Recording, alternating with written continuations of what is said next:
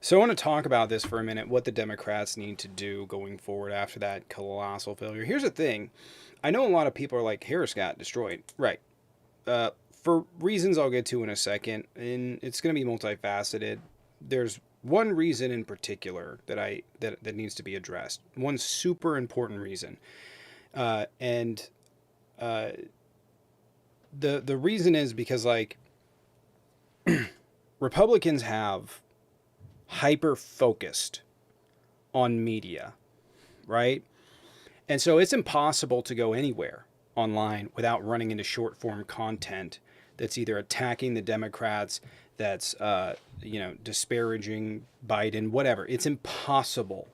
It's everywhere. It's inundated. Why? Because they have the algorithm down. There's a ton of money. There's Russian bots. It's insane, right? How well they're able to capture the algorithm.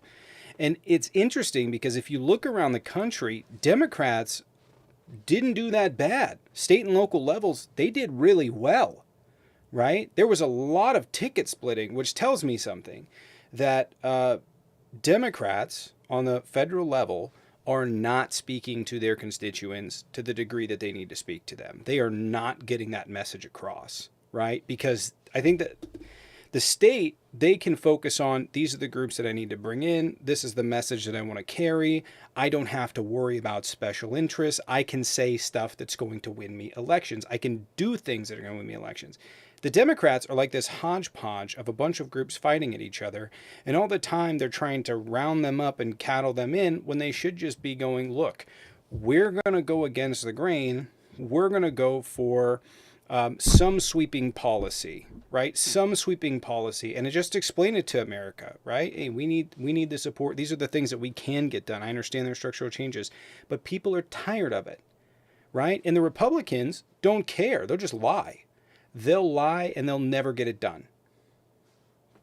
That's just what they do, and people forget about it, right? Yep. And the Democrats are just like honorable, whatever. They're going to just be like, okay, well, we'll get this stuff done. And so if you're a person watching, you're like, okay, well, this person is awful. This person wants to do nothing. So, and then it becomes a guessing game. If people aren't given a reason to show up to vote, then why would they show up to vote for you? If you're just going to tell them it's more of the same that we already hate, then yeah, you're going to go with the populist. And it's crazy to me if you look at the issues that people care about. If Democrats were to run a straight populist campaign, they would win in the biggest landslide in American history because we've already watched the demographic and ideological shift to the left. It's already happened to a serious degree. All of this stuff about trans rights and LGBTQ rights and feeling the need to defend those on every single time they get up in front of a mic, sure, right? But making this central, like most middle of the road Americans do not care. Most middle of the road Americans think that woke is a good thing. Most Yep. do, right? Most people support same sex marriage. So why the Democrats are even allowing this to be a campaigning issue, I have no idea.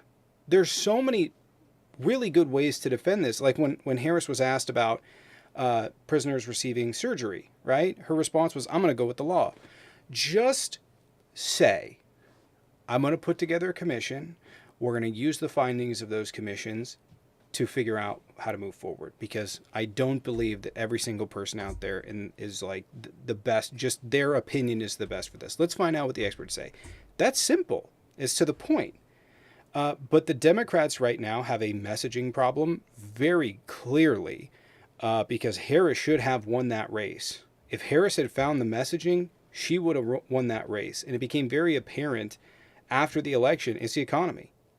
It's the economy. It does not matter how bad someone is. Someone can be the worst person in the world. If they get up there and they lie to you and they seem authentic about it, right? They'll go with you. Except for Vivek. No one trusts him. But because he just doesn't give off the right vibe. But it's short form content. The Democrats have not done anything to invest in it. They haven't done anything to invest in it. Like on this show, we're crowdfunded completely. We are totally reliant on you guys to keep the show going. Otherwise, we don't go live. Yeah. That's pretty much it. And so it is amazing to me that the Democrats, time and time again, just don't learn this lesson, right? Uh, just figure out something that you're going to make substantive change over. And if it doesn't happen, because this is why it won't happen, blame the Republicans. Scream it. They're the roadblock. They're the reason. They're the problem. Because this is what the Republicans do. And right now, to finish up on my Yap Fest, you have Democrats fighting over this. There's nothing to fight about. If you're a Democrat that had any control over that campaign and you're looking at the information coming in and you're not addressing it, that's a problem, right? Because we identified her economic messaging was a problem. It was convoluted, even out the It's gate. muddled. It was just like, that doesn't make. Nobody believes that, right? So everybody's just sort of confused about what you actually believed in. 3 letters or 3 words. That's it. That's all you need. Bumper sticker Yep. politics. Like I say, tax the rich. Medicare for all. Mm-hmm. Lock her up.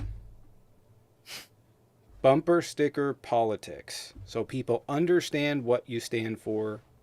Because if Democrats had managed to get that messaging out, this would have been a blowout. This would have been the largest landslide. Donald Trump does not have that kind of support. And I know that people are like, well, he won an election largely because people didn't know who to vote for. But if you go into the actual demographics, if you run a Bernie candidate against him, oh, he's getting clobbered. He's Yep. getting clobbered because he's just going to sound insane. So you have 2 candidates, both of whom don't make any sense. So I don't want to say Harris doesn't make sense or this is her fault or something. She was given 3 months. You have to give somebody credit for running never before, having 3 months to set up a campaign and then doing better than Biden in the states that he ran. Jaden, anything? Yeah, more or less what I said last week about bumper sticker politics. That's what it's about. People are getting on Bernie Sanders' ass right now, but Senator out of Connecticut, Chris, what's his name? Can't remember. But he's come to his defense, and right now what we're seeing is that infighting. But it's true. They largely neglected the concerns that the middle class had about this, which was inflation, which was grocery costs. That's not to say that Harris didn't have a plan for that, but on the stump, if people were to ask, and that's why so many people did ask coming into here, what's her plan? Oftentimes people got the impression that it was going to be more of the same and not enough distinguishing. She didn't do enough to distinguish herself from Biden, and, given the historic unpopular nature of his presidency, I personally think he's done a good job, but most people don't view it that way. It's hard for her to make that case. And she didn't do enough of a job to say, this is what I'm going to do that's different. Who was Clinton's campaign manager? I can't remember the guy's name, Southerner guy, said it best. Uh, that one phrase that she had on The View, Carville, that's his name. That one phrase that she had on The View, not a thing comes to mind when asked what she would do different. I think that's sort of the death knell in the campaign there, because people have anxieties, people have difficulties with this administration, and saying you're not going to change anything just delivers more of the same. She needed to distinguish herself more. Right. Uh, Donald Trump has done one thing very well. Everything is their fault. And you just repeat it and scream it over and over and over again. I would have called him delusional. I would have embarrassed him on the stage. I would have made him lash out.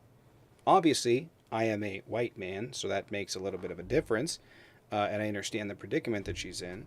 But just calling, just literally just talk like just looking at what is he talking about, like point that out. And I wish she would have made, because I had thought about this even after the debate, I wish she would have made a larger juxtaposition, and I talked about this before the debate.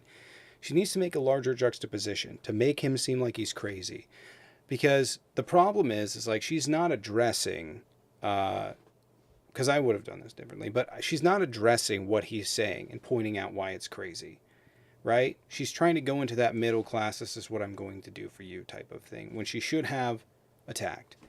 But I think very clearly right now the Democrats are in a bad spot. They have virtually no leadership. If I ever hear Nancy Pelosi's name again, I swear to God. Yep. She should have been out of politics a long time ago, and she should have given the reins over when she lost in 2016. And it's become abundantly clear. Keep your ass in Congress. Stay out of the fundraising stuff. If you want to fundraise whatever, keep your name. Just stay in there and stay away. The fact that she still has as much grip, despite the fact that she has cost us 2 elections, and I Her and understand there's Clyburn. obviously the campaign. I understand there's obviously the campaign, but she was the Speaker of the House. She does have a lot of play with the Democrats, and she's not the future. And I'm looking right now at the landscape, and I'm thinking two things. Progressives it's crazy to me that the progressives seem like the sane ones. How do we win? How do we stop this? And you have the other Democrats, not even like the ones that just lost this election, not even open to criticism.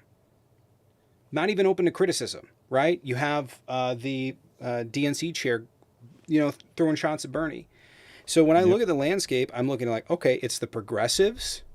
It's the progressives that are winning, and it's the state governors. It's the state governors that can run more of a campaign. Because I'm going to tell you, I didn't see a thing about Bob Ferguson the entirety of his campaign for governor in my state. Didn't see a thing. Not, I think maybe like a commercial, but nothing. Largely nothing. I saw way more at Reichert, who's terrible. And you're seeing a lot of these governors stand up where they're far more personable, they're far more likable, they're less fake, and they're, if I'm going to be real with you, probably going to be the large fighting force against Donald Trump come into his presidency because they hold so much economic power over the United States. And they're pretty unified on this. And meanwhile, you got the National Democratic Party and the National Democrats fighting left and right. Well, not even open to the concern that you just lost 2 elections against the most beatable candidate in American history, with the exception of, like, I don't know, Jeb Bush, and you couldn't pull off wins. Obviously, your strategy is not working, and the strategy of simply raising money to try and get people out to vote doesn't work against populism. It may work in presidential politics, but this insanity that Donald Trump has created, it doesn't work in there anymore. This idea of money, we need money and money and money, we spend money. She had 2.5 times how much money he had and still lost. Take the money, move it over to, take that money and move it over to the online. Work on short form media content. Work on getting that out. Work on putting a face. You have media everywhere. Work on putting representatives' face on TikTok, on Instagram. Like, why there's this like draconian way of thinking. Like, I don't know if you guys know this, but like Lincoln didn't campaign. All of his surrogates went out and did it for him. That's fine and all, right? That they're doing that, but they don't actually get to see the person. And this works for a while, right? These sit down interviews. People don't care about that. They don't care about the formal nature of, oh, they were on CBS, or oh, they weren't on CBS, or this is what they said. Nobody cares about that. Put them in front of a camera on TikTok. Put them in front of a camera. Like, you see AOC, she's blowing up right now. Why? Because she's talking to people.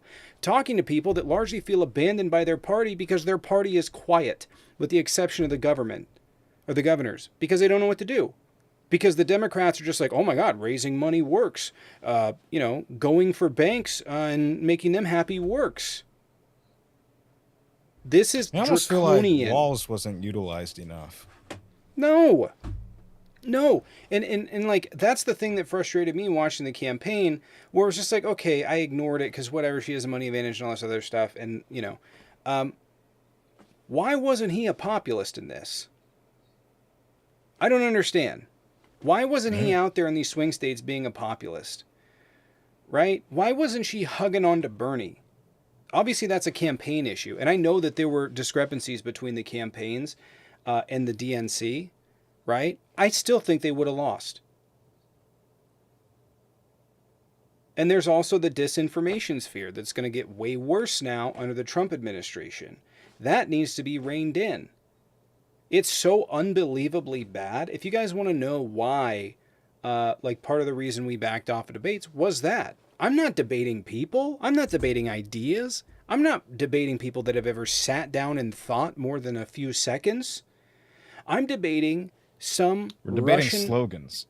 Yes, and I'm debating some Russian troll somewhere off in the ether who's thought this would be a good idea. Went through COVID and did this, went through and been doing it for this long, and it's just not working. People are wildly uninformed. And being that I have a larger reach now on TikTok as I've moved up in the algorithm, what's the point of arguing with these people over stuff? It's like it's way more effective to just inform. And so that's what I think that that it's being spent on is better, is that hey, here's information that's going to help. I know that everybody thinks and wants debates, and yeah, okay, they're fun, but the level of stress that puts on for every day there being a new talking point, every day they're just being bombarding, chats. It gets chaotic, it gets insane. Um, it's not the way for the Democrats. People are confused. They don't understand. Even the tariffs, which we'll get to in a minute here, even the tariffs people didn't understand. They didn't have any idea what it is. There are conservatives probably watching this show. There are conservatives probably watching this show that have no idea that in a few months from now, not even that, maybe a few weeks, their bills are going to go up. Nobody was explaining what tariffs were. Nobody. And it was the perfect attack point to be like, this guy's going to collapse the economy. Just scream it. He's going to collapse the economy. He's going to collapse. He's going to collapse it. He's going to collapse it. He's going to collapse the economy. Just Yep. scream it. Scare people. And you'll notice Oh, God. Google Trends showed that the word tariff spiked more than things like abortion or climate change or what have you.